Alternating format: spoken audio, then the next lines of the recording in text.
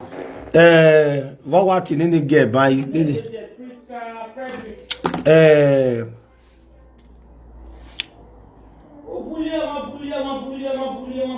praise President Frederick we marry nene president we spell your marry ba President Frederick abi Frederick Lare Gwana pa wana are ba yela la jowo ki me where you be say some of una for this life I wish the way many fake accounts they bully me I wish I fit catch them. Now this praise Frederick now you fair right to when mama Nora go post your picture now when I hear bebore as what you see what you write go make mama Nora still right. They say not be today Saturday bully me and my wife. Don't bully me. If I go say I get praise. You don't bully me. If I say if you go swear, I'm not gonna answer that Juju paper. May you go swear. That the 20th of March. I probably go post now. If you swear for me, I still swear for you. That Juju go kill because now you fair trouble. Say now you fair trouble. If you don't beg, say you don't know say go vex me or you dey mad. Say people wait till I say me go bring ayala paper. Hey, don't say go say my ayala paper. Don't say my ayala paper. Now today we start to say ayala you dey mad. If na my wife, ayala kill you. If na my wife. Fair offend you. Now the Juju way you want to swear for Ayala Temple for Asa Central go work.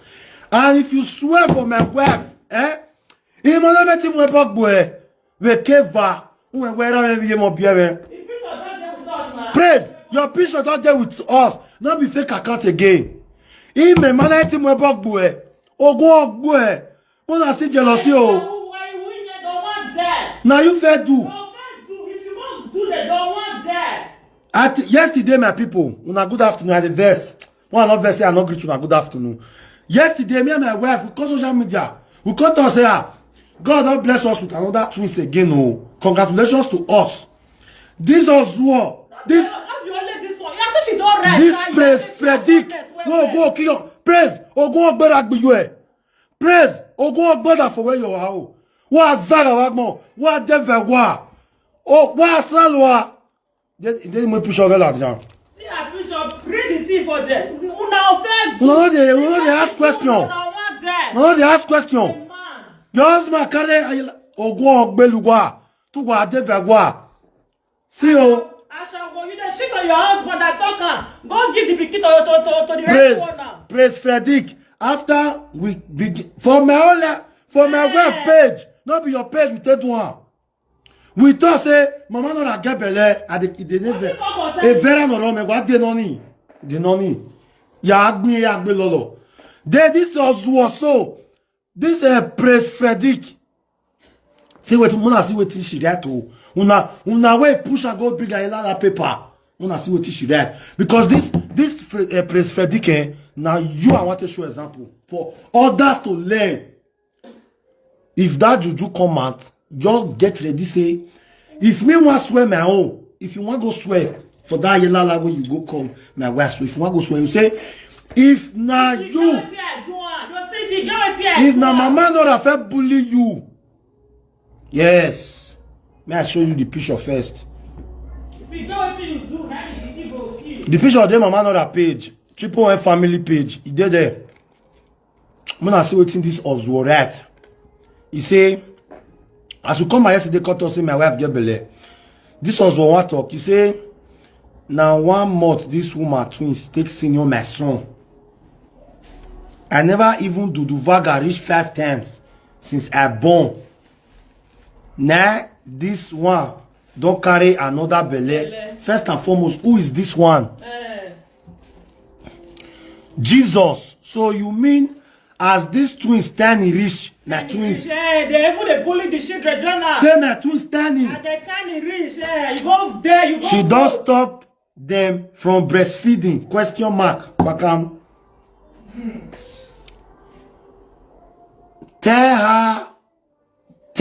He said, tell me how these kids go take develop where. He can say your toto get as it take day. Now my wife log in the page. As my wife log in the page, she collect a picture too. Because now she collect a picture too. Go still Zanzara for Chipo and family. Nana, Ozua Numako. Can't go bring a Ilala paper come. Now you die about go key. If you swear for my wife for that Ilala, if I not feel swear in the next 24 hours that took place, I'm a bomb bastard will go kill me. If I not feel swear for two place for you, if now my wife come for you, if now my wife come for you, make that Juju I want swear, make him my wife. No, not be my wife come for you. And I go come where you are. Okay, not but the bully here. Pretty greater piece. You see, she even with the same thing I fake account say. Okay, like I have money. Then you get mad. Praise, Frederick, or go bother for her. Merci. I don't know this girl before. If I think I don't know this girl before. Merci. If you they say come for me, now it's okay. Guarantee I will do this girl. Now I go see you come for here.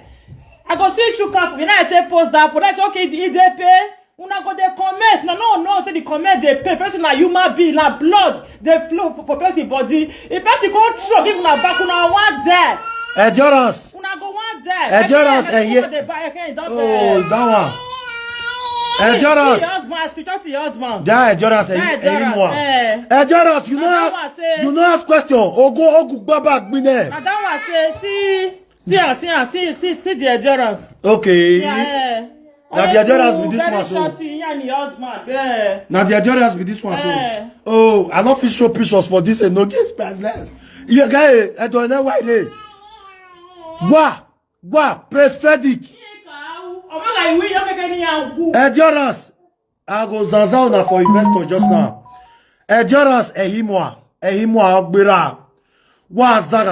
Please delete this picture. This woman, you post her picture, they very okay with her husband. Ogun ogbeluwa.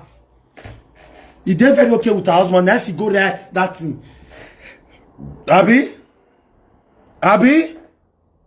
See, me they tell you now. What it be her name again? Praise Frederick. I said now go kill your husband for your hair. Ogu Baba Bine. All those Ayelala people, they don't ask question. No, I think they retalk us. Yeah, where you are going to return upon your ass, so you know, say that Praise Frederick. Go ask question. All those Ayelala people. Turn down Juju and I go return upon for your ass. If me be Ayelala person, before you call report person matter to me, I'll ask you, what happen between you and that person? Una your person just send money give una your right 20th of March. Me, my godfather and the president of Ayelala for Benin as a whole, chief Omoye of Esaland. Take this video to them and say, my godfather is the president of Ayelala, but I know they use it until they threaten anybody. Okay? Now you fair do. You don't take when you bully. I don't see come here. They pay this one to say they bully me. You don't say. They bully me. They pay this one. You say what? You say what about if they use the person picture to create fake account? Nah lie. You go for course. What's that about more? Nah lie. Go for course. For you to read that rubbish. Wow, David. Wow. Hello. My sister. Good afternoon. Hello, brother. Good afternoon. Good afternoon. Hello. I dey hear you. Load more until they watch me. Okay, you see that lady where you they talk so? Yes. She saw people for her platform. Okay. She don't bring Ayelala that time. When you they saw people for this thing, Umari no good better be you. If she has, yes, Mama not has to show the comments. Now show the comments. They will post your picture. She can comment. She can insult people. As you see that woman so. I know her very well. She they insult people for Facebook anyhow. Where? If my wife get better, I don't know what you can say. Praise you, may go kill your husband. No good brother for where you are. What did you go find? Where you go find this woman trouble? Okay. And okay, no answer. Me, if I answer, I'm a bomb bastard. If I answer that Ayelala for, I don't know where for Esther etc. Me, I'm a bomb bastard. You crazy. juju.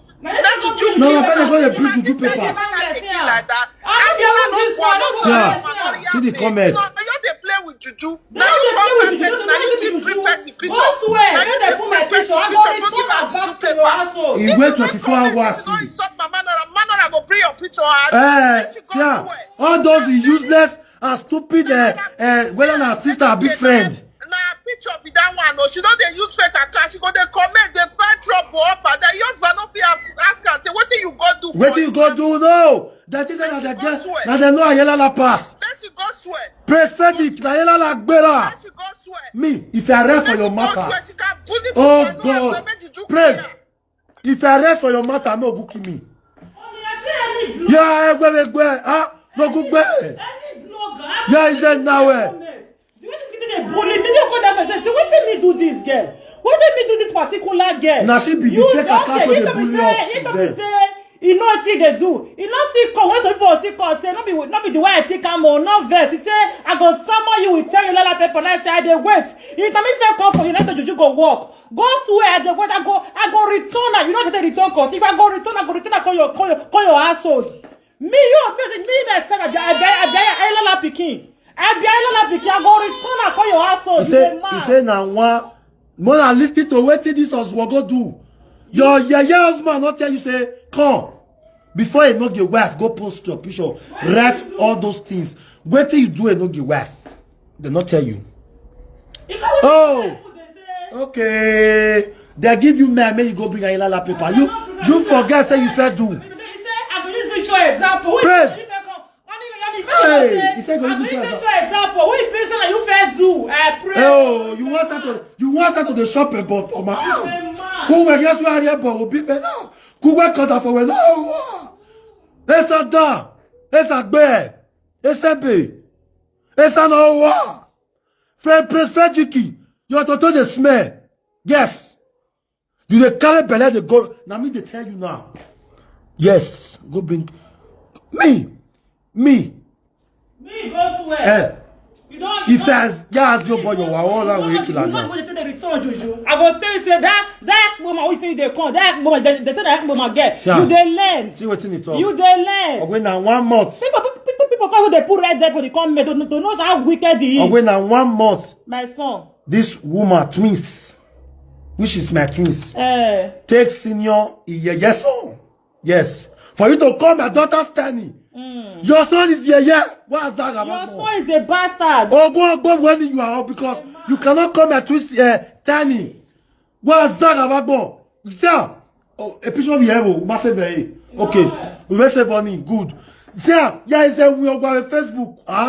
The people where they all that fake accounts is there. Now you wrong person. Now you first go Ayelala place. Now you wrong person. You go bring Lala. Now they play with una life. Now they play with una life. Imagine is your boy. You are one boy. But man, you boy here. Wawa ye that boy ya ku. Now they play with una life. Now you carry go Juju place. That's Juju. Now una really see Ayelala finish. Now you see that Ayelala finish. Ayelala ya me wife for gbera me. Ya me wife for gbe. Ayelala we. Lare. Una we je Ayelala. They'll bring talk come give una say see what the person do. Una know they ask the person. Una he weak when here. I know the answer where I for no say for that. If I wrong just now me go for call video. I can't apologize. Say more not vessel. My wife was wrong. But that's why I tell my wife say say you screenshot because if she shot not there now. Before me come post up, me told this one. I said, don't they see many bully? Don't bully me, tire. Don't bully me, tire. And they give this girl contract. They give my back to this girl. If I come born, it can be your problem. Even when I new born, he said Nora never be go. Why me go born follow Nora? Now what you call concern you? What you call concern no, you? No, it's Greta. I know the answer that Ayelala. You know why I not go answer. They need to ask that girl say, come. Wetin you do? Me. Me. Prince will get we not go answer. I know answer. Me go ahead. Me go ahead swear. If you go swear, we'll take time for a proko. I go return overnight. I go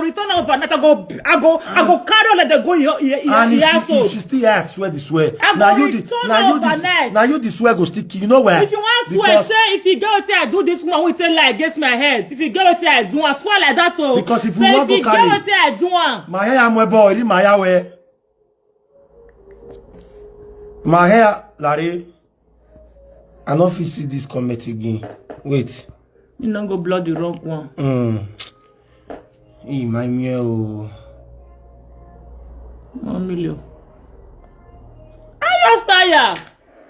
I want more say now we go buy. If you want swear, praise Frederick. Swear, say if you get what I do this woman, when you write this thing for my picture, make this thing kill her. No, I'm not going to do. Make the thing kill you, kill your house, or kill your husband, join her. Yes. Overnight, I go return and give you. If you you know, go ahead, swear me this way. myself, I be la pikin, be la woman. You know nothing about Juju. You know nothing about Juju. You are a bomb bastard. People Amanda and Angela say they worry. I just start for these people. We say, I say my wife get belle. Let me say me your husband. Let me say me your husband not born follow you. This girl comment he's so annoying. Let me say me your husband not born. Let me say me not born for your husband. Read that for the again. Worker see event. I'll post her just now. As soon as we finish. If the other people pick, I'll tell them say I know the answer. And I stand. May go ahead swear. If you not swear, go still go meet you now.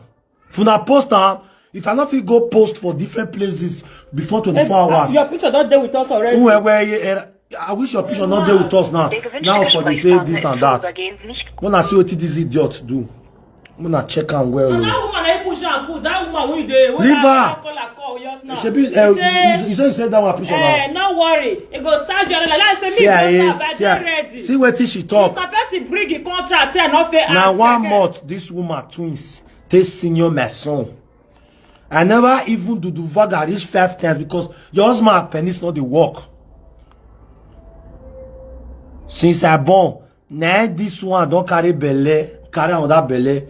Jesus, so you mean as this twin stand rich? They just get a play with his life. Oh, good they kill you. You get to see somebody right here just now. Say my man or you went too far. This girl, Miss Sonia Frederick, my man or you went too far. Now your followers. If she insult you, you insult her back. Oh, good they kill you. How be the insult me, insult her back so? Oh, go back. You the man, not be the insult Miss Sonia Frederick, who is that? Not be the insult me, insult her back so. When you want that put so. Not be my wife, don't see insult her. Not be the insult me, insult her back so. See what she dress. Now the man. Ou vient na cave click on your phone accusation. If the person bring him matter come for me, say your post like that. Now 1 month, okay, now this woman, twin stay senior, my son. I never even do the vaga reach 5 times since I born. Now this one don't go carry belly. Jesus, so you mean as this twin stand in reach, she don't stop them from breastfeeding. Tell me how these kids go to develop. Your whole picky don't develop finish. Imagine 20 person talk about for matter. You say your Toto get as he take day. Hey Toto, what get as he take day? You imagine what person. Hey Toto, where? What get as he take day? Then my wife, yeah, where? No can feel Then my wife went to her platform. Then she say, just imagine married woman sleeping around. Just because your husband not they stay around with you.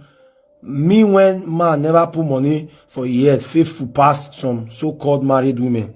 The man when you born for say not be him get your baby. Oh, he say you too spoil. When you get belly, people many when sleep with you. Not be me talk now your husband call us this morning. Live video. Yes, he dey pay.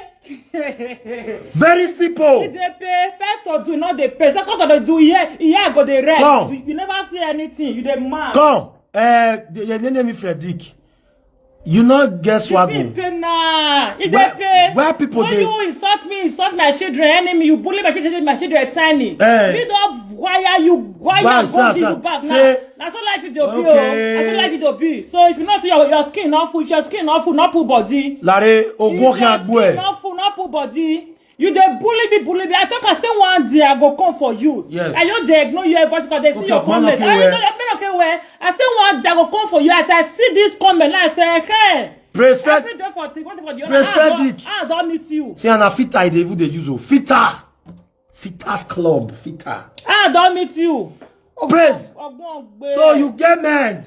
You can't. Now you feel people get mad, sir. Are you saying? You get mad. You can't go bring paper. Ayela lap.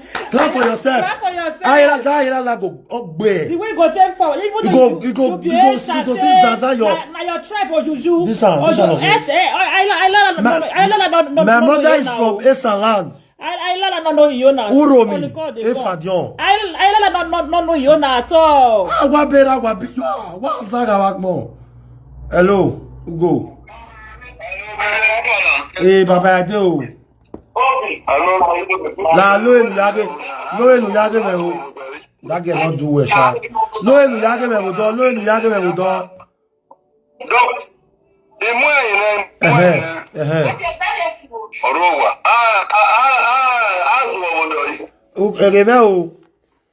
No de ina la dianu da idoge we eko na gwe na go salo bo awe we ne o kan de gbe mi am vin vawe mana do gogo no de o mari gogo I was we so na atagwe is too early don't be there help me dey fuck my wife ya do ice cream no mo kame o kame ama ina do gogo tamiya we o kame ama ozwo pa yeri o adam even ozwo na gbe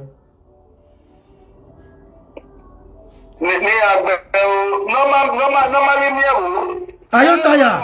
Pikina joy. That baby not bad. Massive gallery. I saw for gallery. Go, yeah. Ugo wa talk by damn baby not how. Oh, yeah. Magize wa go. Ah. Okay. Adam yo, away na 1 month this woman. Away iye ki gbo kan me gwana o. Away na 1 month this woman twins take senior my son. Away a 1 month e vie vari me ya di omi yen. Away Adam yo, Ugo, Adam yo. Give up away I never even do vaga reach 5 times. You may fuck is igbese. Oh we may ball of that fiese. Igbese. The one never bona. Ni eya bi e. Owe iye no ra de gbe wa me am ale livie va ne baba. Onagbe Jesus. So you mean as Adame Owe so you mean as these twins stand rich onagbe if you pay give me. She don't stop them from breastfeeding. Now, Owe, tell me how these kids go take develop where.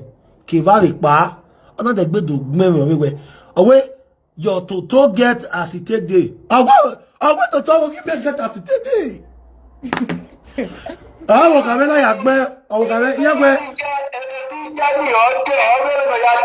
Okay.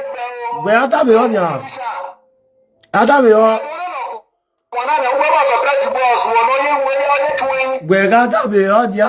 Me guafo. E wo kamena pa na ari Facebook. O kamena ya we worst.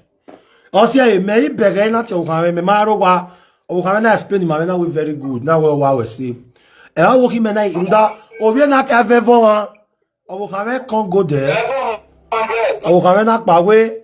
O kamena post a picture where just imagine married woman sleeping around just because your husband not dey stay around with you. Me when man never put money for your head, faithful past some so-called married women. The man when you born for say not be him get your baby oh. Because you should beg your women. He say you too spoil. When you get belle, people many will sleep with you. Not be me talk am, na your husband talk am. Live video by 7 o'clock. What is so no here? Oswapa no go an agbere. Ona atameva. Go and bring ayelala paper. Go and bring ayelala paper for Mama Nora. Ona yari bebo. Ona yari. Ayelala paper ni. If I do just now, I go laminate the ayelala paper for you. Me I see Morocco with Rugwa Butana. You may see them. You may see them. Ya ye beni as. He make ye beni si Morocco. Ogu baba gbe. Yeah, they say my man or I don't wear. Yes. Because my wife not the fair trouble. If not me just time, my wife go to look the matter say okay, you want to feel away me. Iye not away me. Ogo fe ko ya. Must ye vegia o kame. No one praise.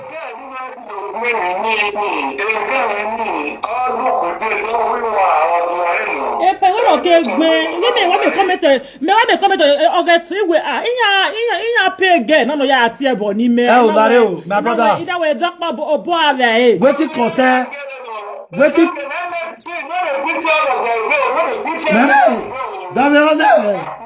the pity lucky lare my wife to carry grace no na man ngozi na wa yawo. That's why my wife they born every year. Me, I'm not complaining. I'm working my